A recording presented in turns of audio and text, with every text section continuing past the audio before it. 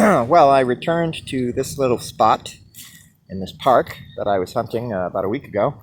And I came right back to the area here where I found 2 Indian head pennies that were heavily corroded.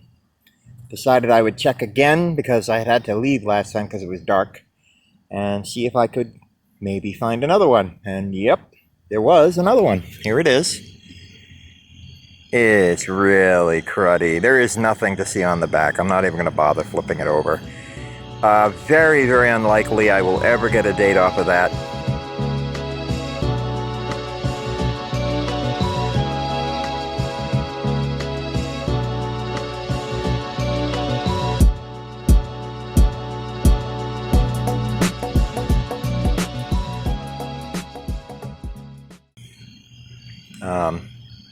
You know, it was in a gullyway here. You can see how the soil is washed out up there.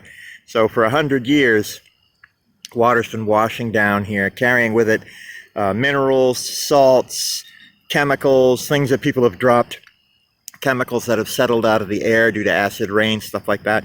Been carrying it down here, and that coin's been getting, you know, wetted and then dried, wetted and then dried over and over again, washing the detail away. You know, the funny thing is, if the coin had been lost in the pond, probably would look better, you know, because it would get wet and stay wet. But this repeated wet and dry cycle, yeah, it's really chooched.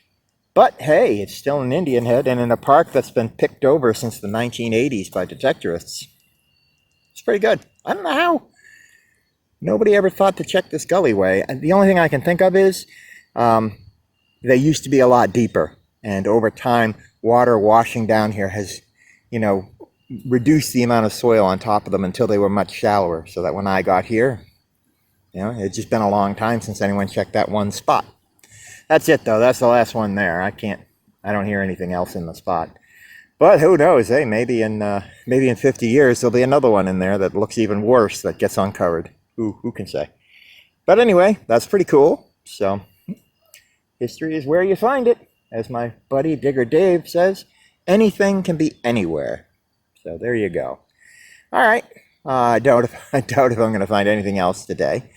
So see you on the next hunt. Yeah, I don't know why there's a chair in the water.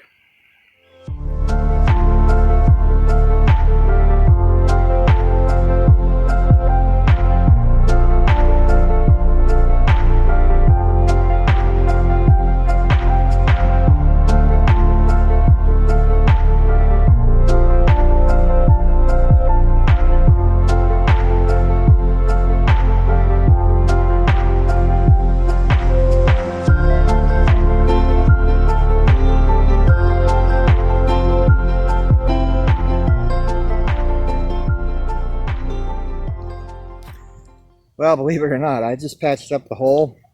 I'm getting another signal. I'm getting another 1516 signal.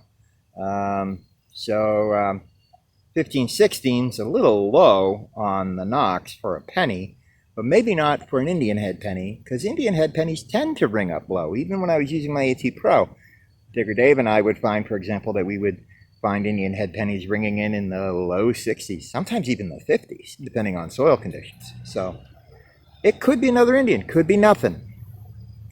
But given that 3 Indians have come out of this spot, I can't ignore the signal, right? So let's live dig it. Let's curse it with a live dig. All right, here we go. You're on a tripod this time. So you're not going to be able to hear it because it's in my headphones. But let's see. There we go. See that? 15, 16, 2 or 3 bars.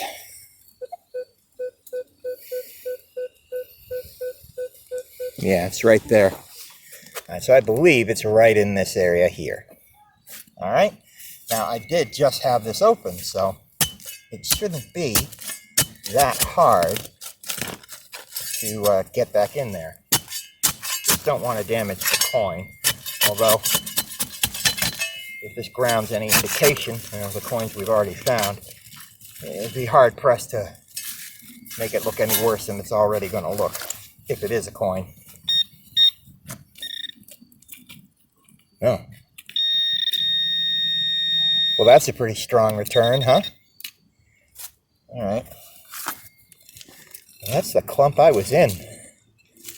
That's the hole I had open before. Let's just move that stuff aside. What do we got? No, I haven't moved it. Very loud return.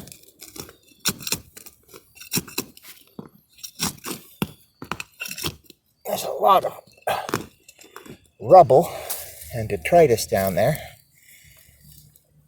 Hopefully, whatever it is, it's as old as a Indian head. Oh, it's in my hand. Okay. All right. Anybody see anything?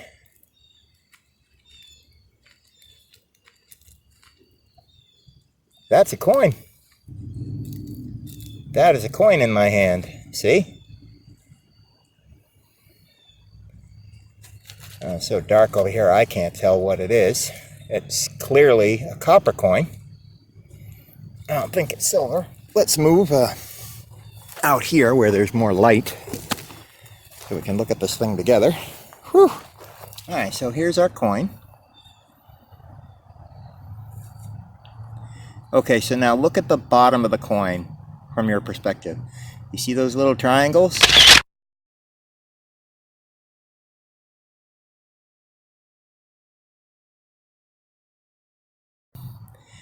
That's got to be the feathers from a headdress. So my guess is this is an Indian head penny. Usually that's one of the easiest things to spot. If you're looking at the front, if you're looking at the back, it would be the very thick wreath that goes around the outside. Wheat pennies don't have a thick wreath. You can see that the outer edges are like raised. There's like a fairly thick feature there that's depressed in the center. So this has got to be an Indian head. All right, so I'm going to pause and brush this a little bit. Oh yeah. Yeah, clearly that's an Indian head. And I would venture to say that it's the best looking Indian head that's come out of here. And as you can see from its horrible condition, that's really saying something. We might be able to get a date off of that one. Maybe see if I can flip it. There's the back. Back looks not so bad. It's actually legible. 1 cent. Well, it's got a shield on it, so we know it's not a fatty. We know it's not a first year. So now I can't say what that date is. Might be able to toothpick it and find out, but that'll be a project for after the hunt, not during. Because as you can see, we got storm clouds rolling in. I'm gonna get rained on. It's kind of funny that I came down here and found another 2 Indian heads in the same spot. So weird. All right. I think I'll check this ground one more time before I close up the hole. What do you think? Yeah, good idea? Yeah, good idea. History awaits. Well, I got out of there just in time. The wind started whipping. Raindrops started coming.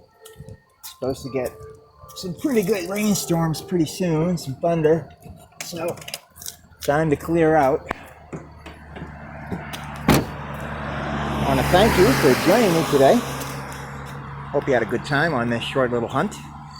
I hope you'll join me on the next hunt. Well, I was kind of taking a mental health day today. I really wasn't planning on shooting. Just came out here to my favorite property, the 1760 home site, and figured I'd putter around. The family came out to say hello. They're so nice. And I'm here in the tear out. You've seen me work here many, many times. Quite recently, you saw me pull that Drake bust half cent out of here, which was awesome. I really wasn't expecting to find anything today, and I just found something kind of cool. It's history. Have a look. Now, you may have seen me find something very much like this recently. This is a bale seal or a bag seal. It's made of lead. You can see there's a little piece of wire embedded in it. See that? This would have been attached to a bag of produce or product, or wired around a bale of something. And essentially it's just a lead tag that's used to signify that the bag is sealed or the bale is sealed, and it is the advertised weight. So let's say this was a seal for, I don't know, a pound of pork, let's say. The fact that the seal is on the package means that it's verified to be 1 pound, right? The idea is you don't want someone to weigh the bag and then steal something out of it or something like that. So they would use these lead seals to signify that they've reached their they've met their requirement for the weight of the product. You can see this one's got some numbers on it. Looks like 5163 or 5162. Might have been something on the reverse at one time. I think I can see some faint lettering there, but I can't quite make out what it is. We've found evidence for a butcher on this property before, and we've also found what appeared to be a lead bag seal that had something about meat on it, off in the woods down there, the west woods. Sorry about all the wind. But that's pretty neat. Anyway, that's a solid little chunk of lead. Wasn't very deep here. And yeah, rang up 11-12 on the Knox. Bouncing back and forth between 11 and 12. There's so much iron here, it's tricky to work. It is now several hours later. Last time we spoke was about 11:30, noon. And now it's about 4. Ooh, dust on the lens. Sorry. There we go. Anyway, not a lot of luck. Didn't really dig anything else. One small piece of buckshot. Some bullet fragments, all modern. A lot of trash. I got a signal here, which is ordinarily not a signal I would be too excited about. It's a 42 on the AT Pro. But I consoled myself and I said, hey, you know what? Maybe it'll be a toe tap. I haven't dug one of those in a while. It's a toe tap. Pretty green. Yeah, it's been down there for a while. Nice brass toe tap. All the nails are gone. This would have been fastened to the front of a farmer's boot to give the boot a little bit more of a long life, and also because the farmer is doing things like, you know, grabbing a bale of hay, trying to lift it and giving it a kick, you know, to swing it off the back of a wagon, things like that, you know. So a little bit of protection for the toe of the boot. And as you can see, it was packed in so tightly there that there's a perfect impression of it in the soil, even with some of the green tinting. Not particularly a precious item or a rare item, but it does connect to a person who worked these fields, you know, a century ago. So it's pretty cool. And there are crickets everywhere. You can hear them singing, and everywhere I look I see them jumping around. There's a few down here. I don't know if you can see them. There's a cricket in there somewhere. You see him? There he is. Oh, there's one. Hey, little dude. Smile, you're on Chuckin dirt. Yeah, there's crickets everywhere. It's crazy. Whew. But their singing is very nice. I've never found much way out here in the North Pasture. The closer we get to the woods, the quieter it gets. And the North Woods have been the poorest site to dig on this property. I don't know why. The only thing that's ever come out of there is, I believe, 1 or 2 buckles, an oxen shoe, and part of a horseshoe. And that's it. And I have hit them pretty hard. It was one day I was out there with my buddy Bill. And boy, we were out there for 6 hours tearing around those woods trying to find stuff. But I'll probably go back there again and give it another swing at some point. But today I'm going to concentrate here in the North Pasture. So anyway, it's getting to be late in the day, so I probably won't swing for too much longer. But I wanted to share that with you. Nice little piece of history. Whew, I'm tired. All right. See you at the next find. guess it's a shoe kind of day. I picked up a horseshoe that I left here last time. I found a toe tap, and now an oxen shoe. These are not uncommon at all. Of course, I find these pretty frequently, but it's been a little while since I found one. It's a good size one. Cool beanies. Yeah, I'll take it. Sweet. On to the next find. Well,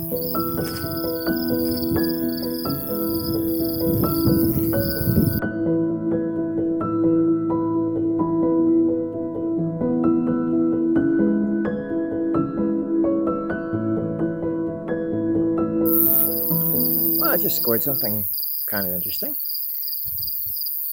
Have a look. Now, that looks like a great seal button. You know, an eagle with the shield. See that? Sorry. See the shield on the eagle's breast? The eagle's looking off to the left, and it looks like there are, stars around the outside there. It's convex, but it looks a little different than the great seal buttons I'm familiar with. So, although at first guess I would say, oh yeah, so there's some sort of general service button, military. Might not be. I mean, it could be a civilian button that just has a design on it that looks similar to a great seal. Don't know. I'm going to have to ask people on the ID Me news group. It can't be that old because it looks like the back is iron. Still has a shank, but it appears to be an iron back button to me. And that looks like a brass clip that's been put through the shank there. I see that sometimes in buttons, and it looks like there's a little hole there, so it's probably hollow. And it's convex, substantially. So given the iron back, I would guess it's post-1900, something between 1900 and, say, 1930. But I don't know for certain, so I'm going to dig into this one, no pun intended, and we'll see if we can figure out what that is. But it's pretty cool. I mean, I'll take it. I'll definitely take it.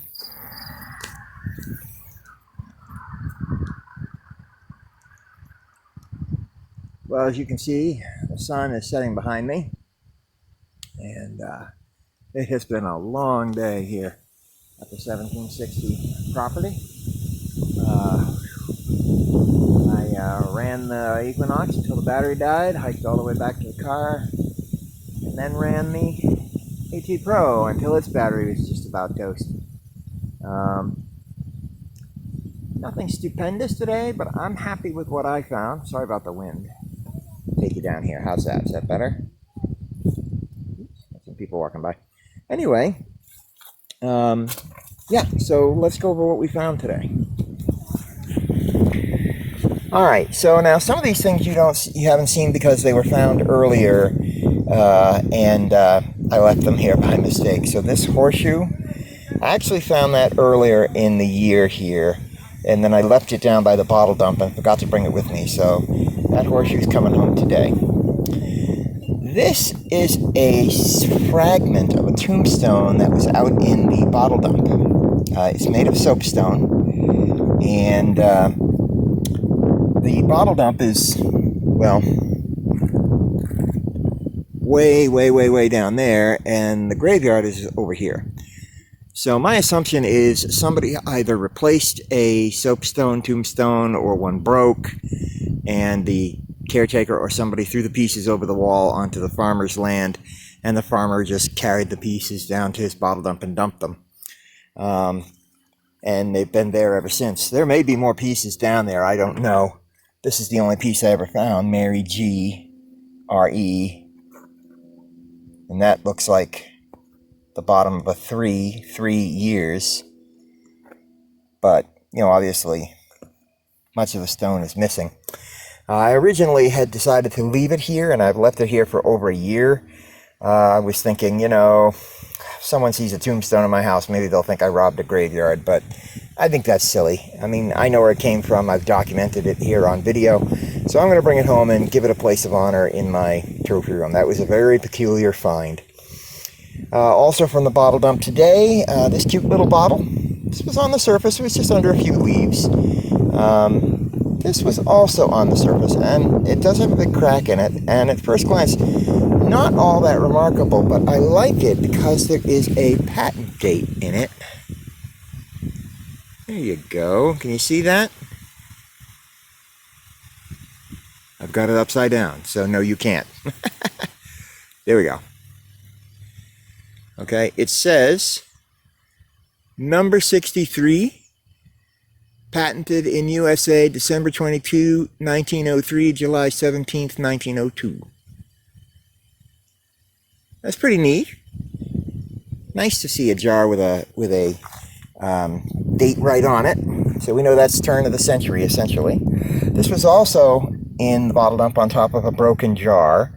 It was a big fat jar, so I don't think this was a salt shaker. My guess is it probably contained some kind of spice or Parmesan cheese or something like that, because it was a big fat jar.